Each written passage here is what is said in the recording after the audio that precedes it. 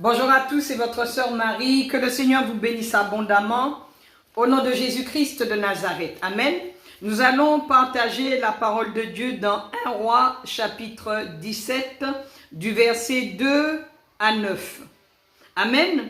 C'est pour toutes les personnes qui passent par des moments difficiles ou les personnes qui n'ont plus d'espoir ou qui ne croient pas ou qui ne savent pas comment Dieu agit.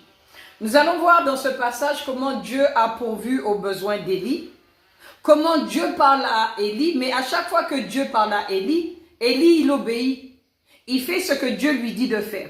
Ça veut dire que quand vous passez par des moments difficiles, quand Dieu vous parle et il vous demande de faire quelque chose, il faut lui obéir. Quand le Seigneur me dit, Marie, va, je me lève et je fais ce que Dieu me demande de faire. Et je ne suis jamais déçue parce que c'est Dieu qui m'a parlé et j'ai obéi. Donc je sais que Dieu va me donner le succès, je vais réussir.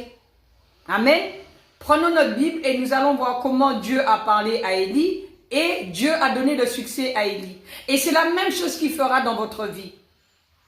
Il vous donnera le succès aussi parce que c'est sa volonté que vous soyez bénis. C'est sa volonté de pourvoir à vos besoins, même dans les temps difficiles. Vous allez voir, on va rentrer dans des temps vraiment très noirs. Malgré ces temps noirs, il pourvoira. Amen.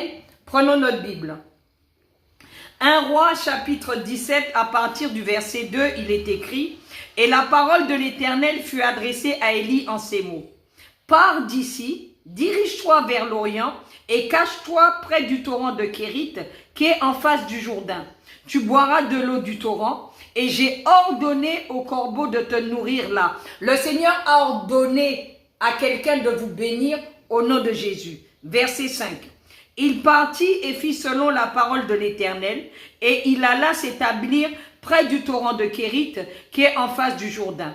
Les corbeaux lui apportaient du pain et de la viande le matin et du pain et de la viande le soir et il buvait l'eau du torrent.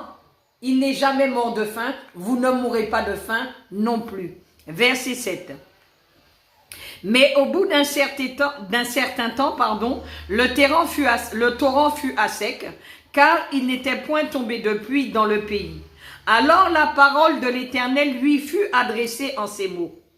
Lève-toi, va à Sarepta, qui appartient à Sidon, et demeure là. Voici, j'y ai ordonné à une femme veuve de te nourrir.